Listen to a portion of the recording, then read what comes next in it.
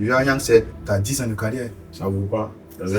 Non, ça va être 2 mois. Vous avez un problème de communication. Quand vous faites sortir votre projet, la plupart du temps, vous diffusez uniquement. Quand vous diffusez, c'est fini, c'est faire une vidéo pour sur TikTok.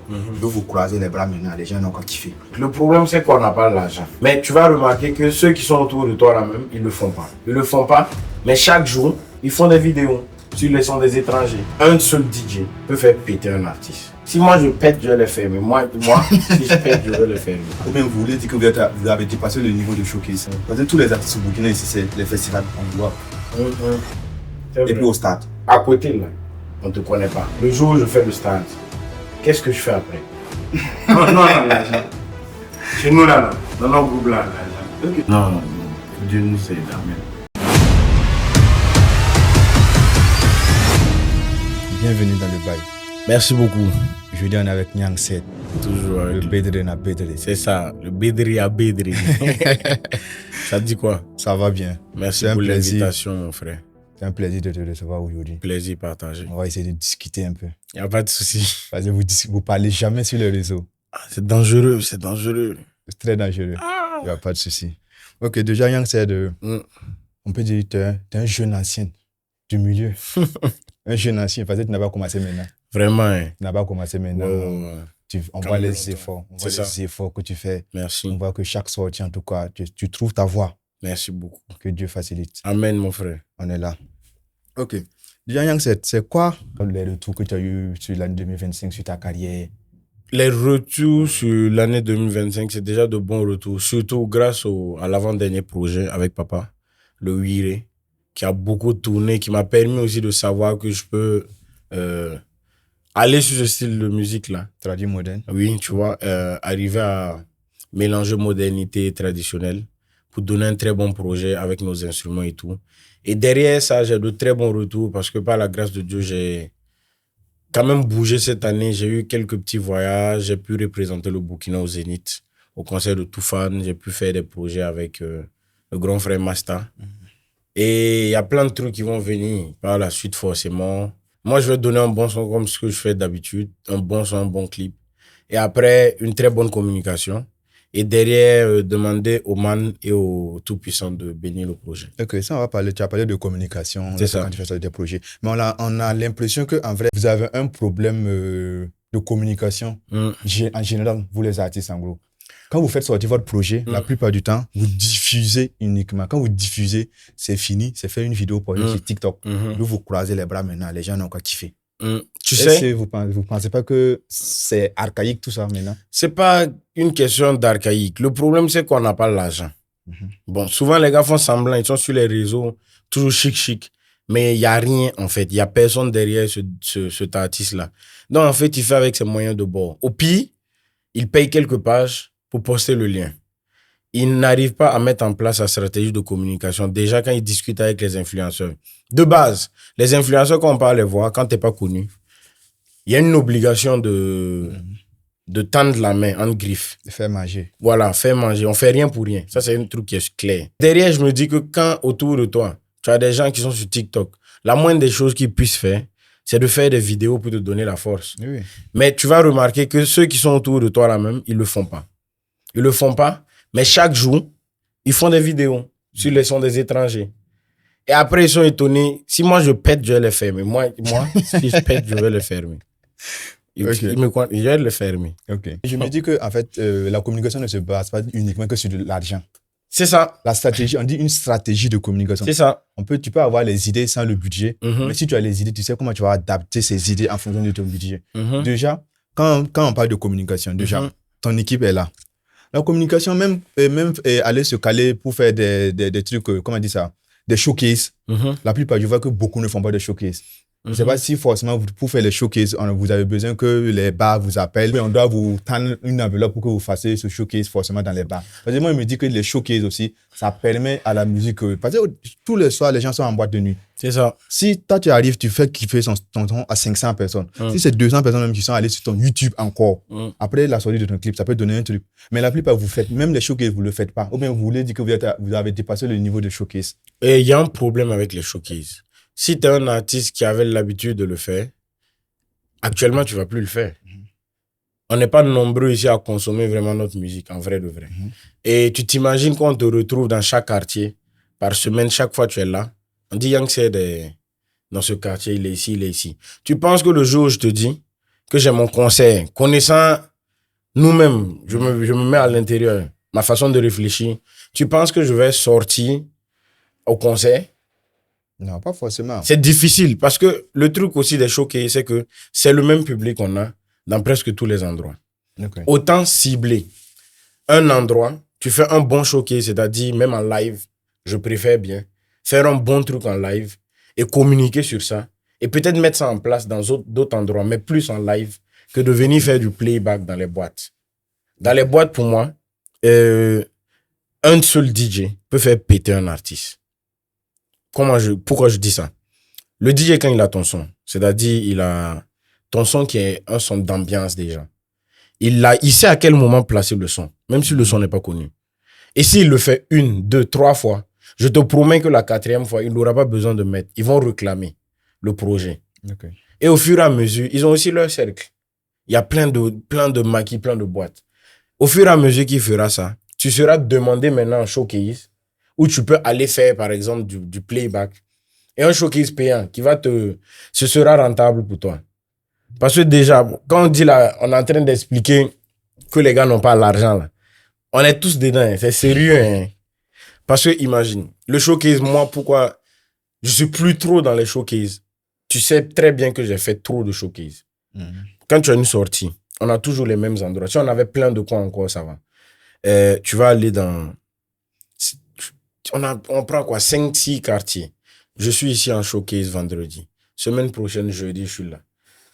Vendredi, la semaine prochaine. En fait, je fais le tour. Et au final, quand on dit un événement, un festival dans la ville de Ouagadougou, le promoteur même a du mal à t'appeler. Parce que toi-même, on te voit tout le temps. On te voit tout le temps. Et c'est sur quoi? Sur le même projet. Tu es en train de communiquer sur ça. Moi, je pense que la meilleure stratégie qu'on doit utiliser, c'est pas seulement les médias, mais à la manière d'utiliser les médias pour être entendu partout.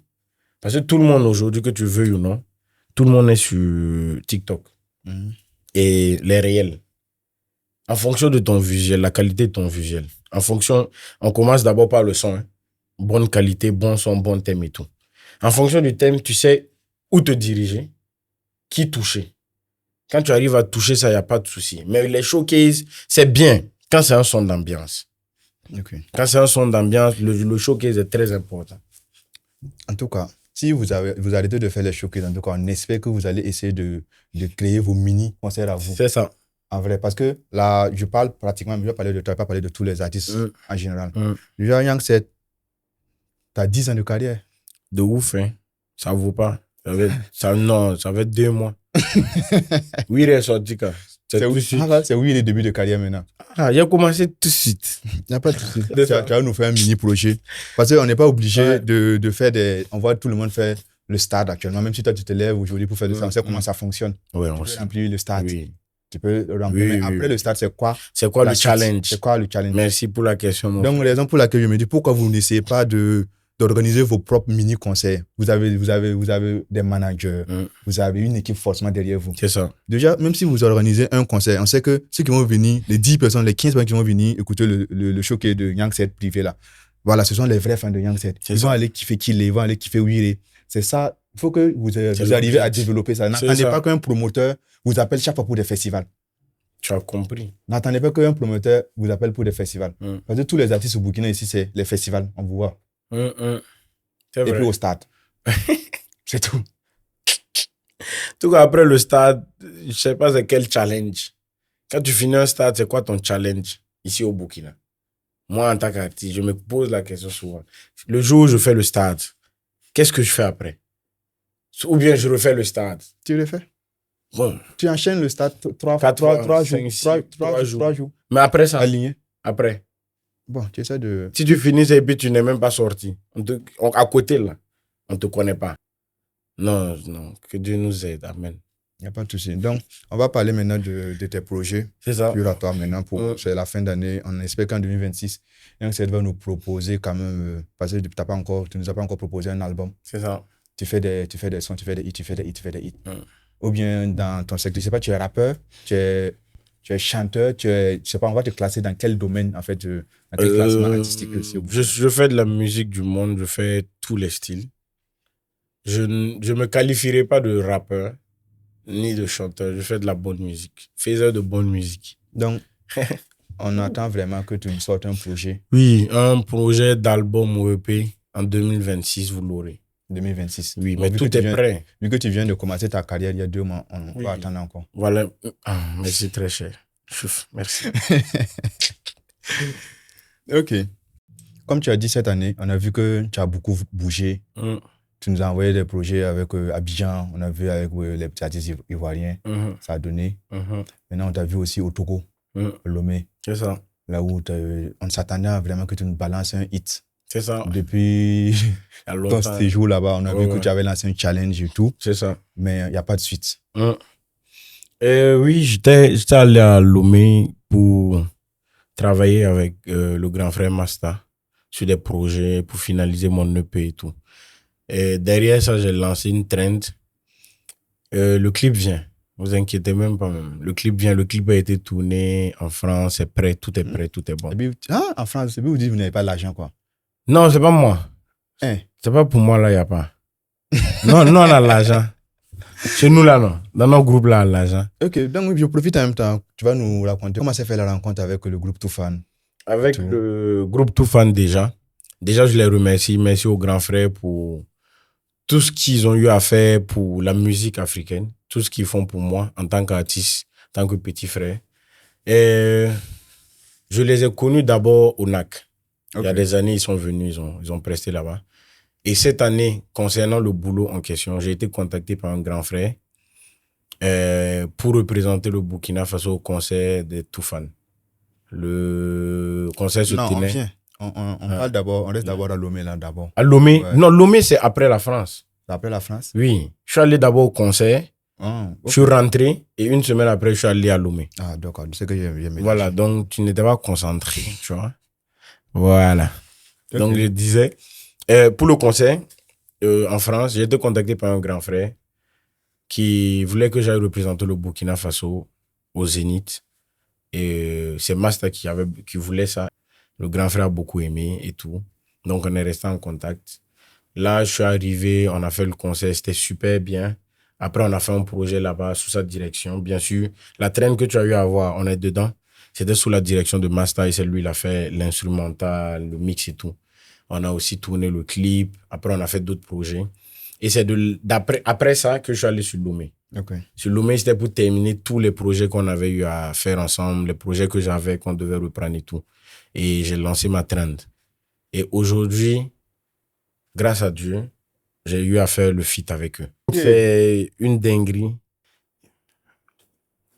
Feu. On te souhaite plein succès en tout cas. Merci à vous. Hein. Merci beaucoup. Et vraiment, on sait que le milieu n'est pas facile. Mais avec tous les exploits en tout cas, franchement. Que Dieu veille sur tout un chacun dans ce milieu-là. Donc actuellement, tu es en autoproduction ou bien parce qu'on avait vu qu'un temps tu étais signé à Hostel. Oui, je suis en autoproduction. Je suis en autoproduction, mais avec beaucoup de mécènes autour. Okay. Qui tendent la main, qui aident comme ils peuvent, qui sont prêts pour moi, qui aiment beaucoup ce que je fais. Et on travaille comme ça. Ok, donc tu n'es plus avec la maison de production? Non, j'ai plus de maison de production.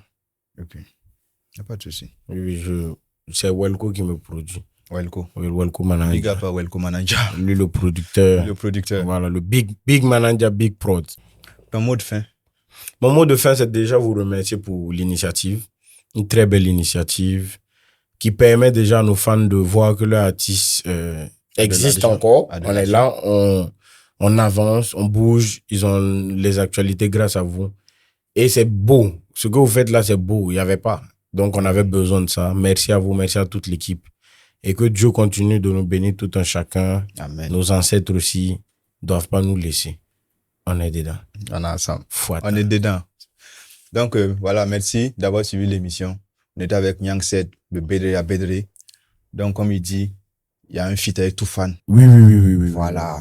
Abonnez-vous, partagez au maximum. Abonnez-vous, partagez au maximum. Bienvenue dans le bail. Bienvenue dans le bail.